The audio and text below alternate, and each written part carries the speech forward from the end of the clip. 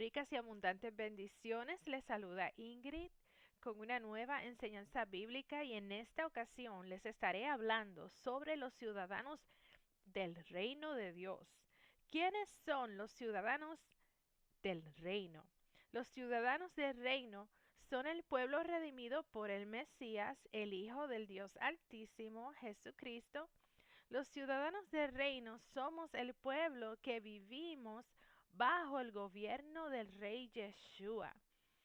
Algo que debemos saber sobre la ciudadanía celestial en el reino de Dios es que esa ciudadanía no es un derecho, sino un privilegio otorgado por el rey del reino. El Señor Jesús, a través de su sacrificio en el madero, nos ha otorgado el privilegio de ser ciudadanos en el reino de Dios.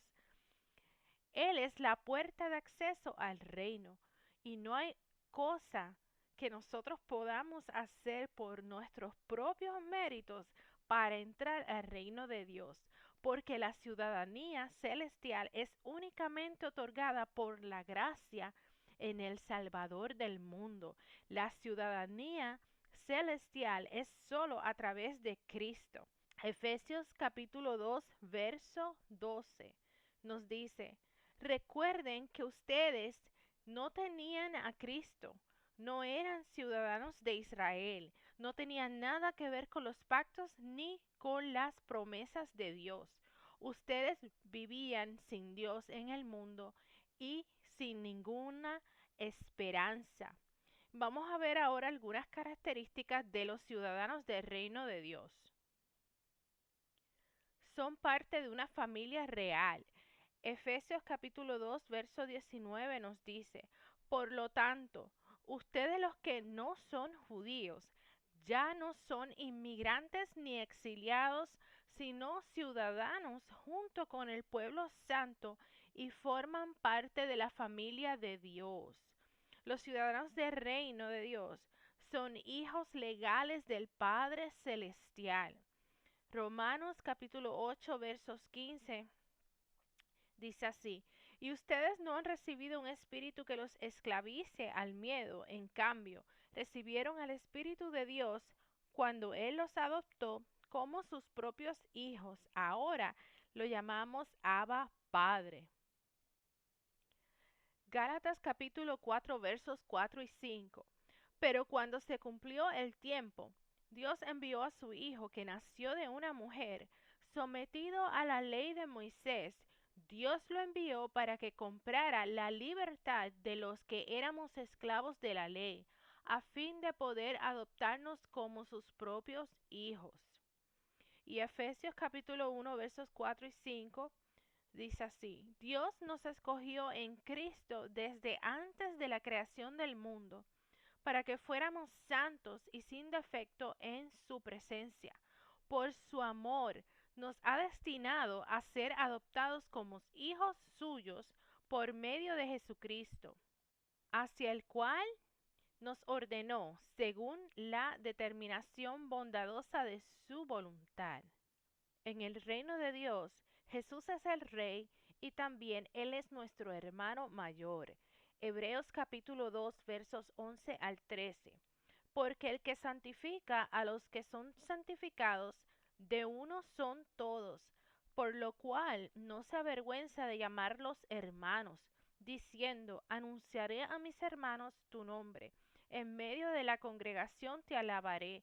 Y otra vez: yo confiaré en él. Y de nuevo: he aquí yo y los hijos que Dios me dio.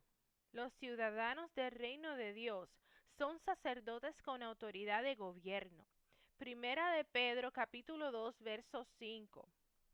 Y ustedes son las piedras vivas con las cuales Dios edifica su templo espiritual.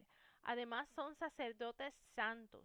Por la mediación de Jesucristo, ustedes ofrecen sacrificios espirituales que agradan a Dios. Y Primera de Pedro capítulo 2 verso 9. Mas ustedes son linaje escogido, real sacerdocio, nación santa, pueblo adquirido por Dios, para que anuncien las virtudes de aquel que los llamó de las tinieblas a la luz admirable. Los ciudadanos del reino de Dios son también jueces que ejecutan juicios según la legislación del reino. Veamos Génesis capítulo 1, verso 28. Luego Dios los bendijo con las siguientes palabras: sean fructíferos y multiplíquense, llenen la tierra y gobiernen sobre ella, reinen sobre los peces del mar, las aves del cielo y todos los animales que corren por el suelo. Efesios capítulo 2, verso 6. Y juntamente con él nos resucitó y asimismo nos hizo sentar en los lugares celestiales con Cristo Jesús. Primera de Corintios capítulo 6 versos del 2 al 4. ¿Acaso no saben ustedes que el pueblo santo ha de juzgar al mundo?